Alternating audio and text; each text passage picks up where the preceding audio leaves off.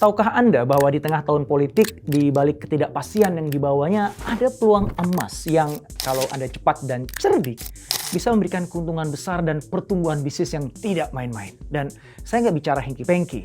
Ini adalah strategi bisnis yang legit dan fair. Bahkan Coca-Cola, Walmart, Tesla, dan Apple memanfaatkan tahun politik untuk mendongkrak keuntungan dan pertumbuhan bisnisnya. Sekarang giliran Anda. Caranya gimana? Yuk kita cari tahu.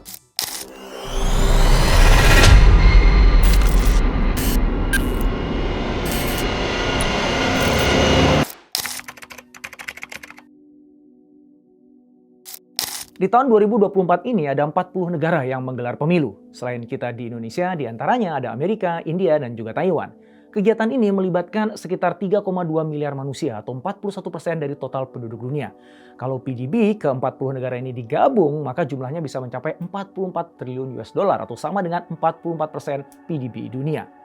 Itu sebabnya situasi perekonomian global sangat terpengaruh oleh kegiatan pemilu di tahun 2024. Di Eropa misalnya, perusahaan-perusahaan besar menunda ekspansi dan merger. Di Asia, khususnya di Jepang dan Korea Selatan, investasi asing melambat. Hasil survei Hyver Analytics menyebutkan bahwa para pelaku bisnis di berbagai negara bersikap hati-hati. Mereka menunggu kepastian politik pasca pemilu. Salah satu akibatnya, harga emas melonjak sampai di level tertinggi di dalam 50 tahun terakhir. Situasi seperti itu juga terjadi di Indonesia. Aktivitas ekonomi nasional melambat. Pertumbuhan ekonomi cenderung tersendat dalam 2 kuartal menjelang pemungutan suara. Hasil riset Bank DBS mengungkap adanya pola yang sama dan selalu berulang pada pemilu 2004, 2009, 2014, dan juga 2019.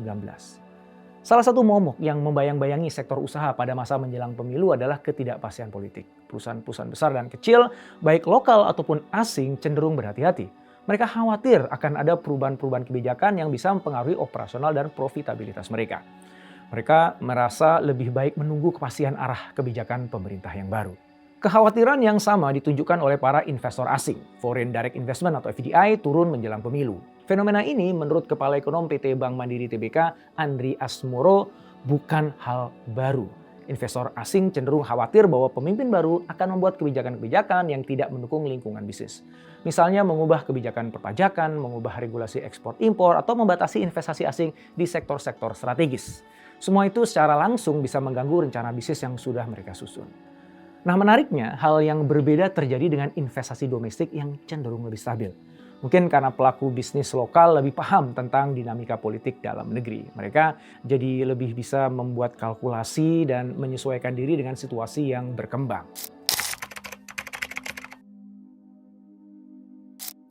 Banyak para pelaku usaha yang masih tetap berdiri di persimpangan jalan ketika pemilu sudah selesai. Mereka terjebak dalam dilema, tidak bisa memutuskan apakah akan terus menunggu atau segera bergerak. Ini pilihan yang memang nggak mudah untuk diambil, sebab pasar masih bergejolak dan kebijakan baru juga belum jelas. Menunggu dan menunda keputusan memang terasa lebih aman. Kalau sampai situasi nggak stabil, risiko yang harus dihadapi kan lebih kecil. Tapi bersikap seperti itu juga bisa merugikan, sebab mereka bisa saja kehilangan momentum bagus kalau pasar tiba-tiba bergerak cepat. Sikap menunda-nunda langkah hanya akan memberi ruang bagi pesaing yang lebih lincah. Ingat bahwa timing adalah segalanya di dalam berbisnis. Itu sebabnya tidak semua perusahaan berdiam diri setelah pemilu selesai. Ada yang berani langsung bergerak karena bagi mereka ketidakpastian justru sebuah peluang emas. Ketika banyak perusahaan memilih berhenti sejenak, mereka yang bertindak cepat akan mendapatkan keuntungan yang besar. Biasanya para startup atau pebisnis kecil lebih cepat bergeraknya dan lebih berani mengambil risiko dibandingkan perusahaan-perusahaan besar. Sebab itulah senjata utama mereka untuk menang bersaing melawan incumbent yang besar. Kecepatan dan kelincahan. Kita bersyukur pemilu di Indonesia berjalan tertib dan lancar. Pemenangnya sudah ditetapkan. Situasi ini berhasil menurunkan tensi kekhawatiran banyak pelaku bisnis. Juru bicara Kementerian Perindustrian Febri Henry Antoni Arif mengatakan bahwa situasi pasca pemilu sangat kondusif. Kepercayaan dunia usaha sudah bangkit kembali setelah sebelumnya banyak yang bersikap wait and see. Sekarang mereka sudah kembali menjalankan produksinya dengan lebih optimistis. Indeks kepercayaan industri yang dirilis pada Februari 2024 mengungkapkan 31,7% responden kalangan pengusaha mengaku sudah meningkatkan bisnisnya. Padahal di bulan Januari 2024, angka itu hanya 30,1%. Peningkatan ini menunjukkan adanya pemulihan yang signifikan di pasca pemilu. Optimisme dunia usaha terhadap perekonomian juga menguat. Hasil riset menunjukkan 71% responden optimis tentang kondisi ekonomi 6 bulan ke depan. Persentase ini meningkat dari 67,6% di bulan Januari lalu. Ini sebuah sinyal kuat bahwa ketika politik sudah stabil, pelaku bisnis akan berani berinvestasi dan mengembangkan usahanya.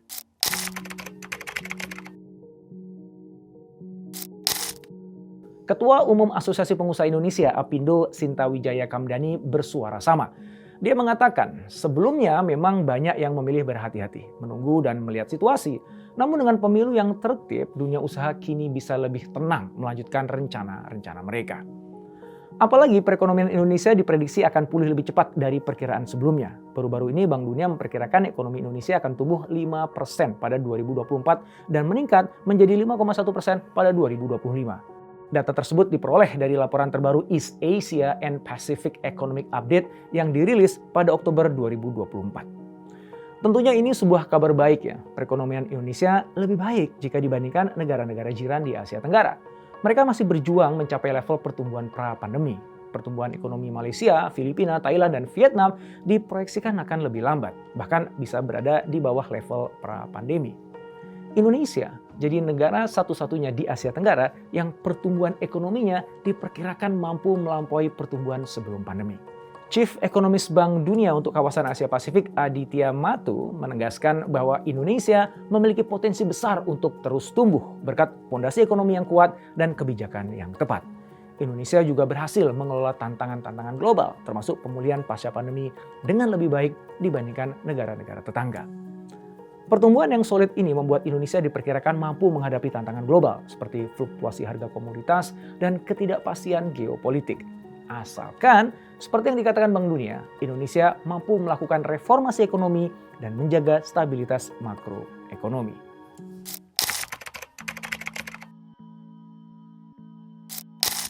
Setelah pemilu, seringkali muncul peluang investasi dengan harga yang lebih rendah. Ini sebuah kesempatan tentu saja bagi perusahaan yang jeli untuk berinvestasi. Mereka bisa untung besar ketika ekonomi mulai pulih dan kebijakan pemerintahnya mendukung terciptanya stabilitas. Jadi, nggak selamanya perubahan iklim politik buruk bagi dunia bisnis.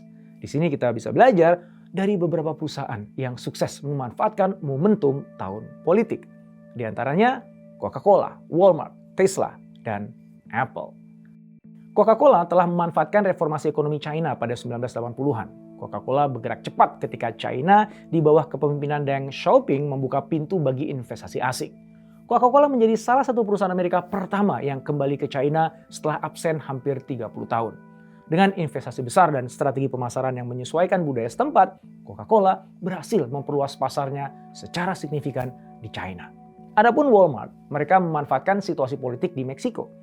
Ketika pada awal 1990-an perjanjian perdagangan bebas Amerika Utara atau NAFTA mulai diberlakukan, Walmart memanfaatkan kebijakan tarif yang lebih rendah dan aturan perdagangan yang lebih longgar. Mereka juga mengakuisisi Shifra, sebuah jaringan supermarket lokal. Hasilnya, mereka bisa dengan cepat menjadi retail terbesar di Meksiko. Mereka mengandalkan strategi akuisisi dan memanfaatkan iklim perdagangan yang lebih terbuka.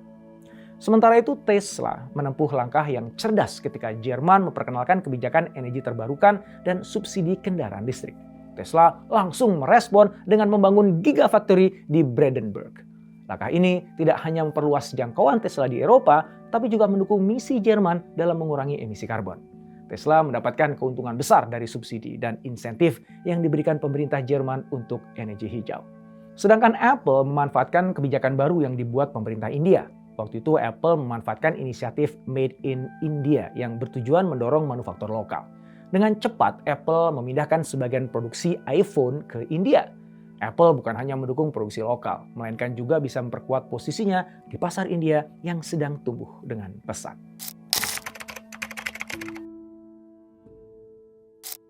Sebagian orang melihat ketidakpastian politik sebagai ancaman, terutama situasi politik yang muncul sebelum dan sesudah pemilu.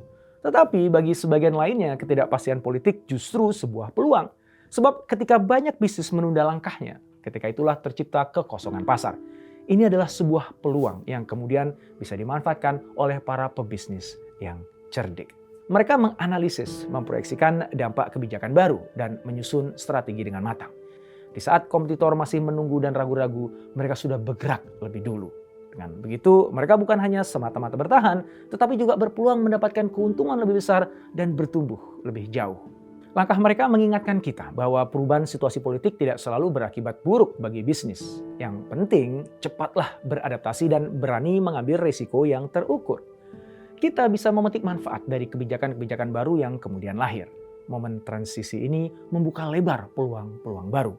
Valuasi yang lebih rendah atau insentif dari pemerintah bisa jadi keuntungan bagi perusahaan yang sudah siap dengan rencana jangka panjang dan keuangan yang stabil. Keberhasilan kita menghadapi ketidakpastian bergantung pada kemampuan kita untuk bisa melihat lebih jauh ke depan dan membuat prediksi. Jangan hanya fokus pada risiko, tapi cobalah jeli menangkap peluang yang tersembunyi. Pebisnis yang berani bergerak cepat dengan keputusan berdasarkan analisis yang matang akan jauh lebih siap ketika keadaan kembali stabil. Ketika itu terjadi, mereka akan berada di posisi yang menguntungkan dan meraih momentum pertumbuhan yang lebih besar. Sekarang adalah momen yang tepat untuk mempersiapkan strategi investasi Anda. Manfaatkan peluang besar yang sering tersembunyi di balik ketidakpastian pasca pemilu. Dengan langkah yang tepat, Anda bisa meraih keuntungan yang lebih cepat saat ekonomi mulai bangkit. Ambil tindakan sekarang.